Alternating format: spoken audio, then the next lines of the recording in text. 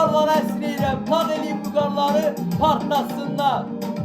Sənatda söhbət vüqar eləyir.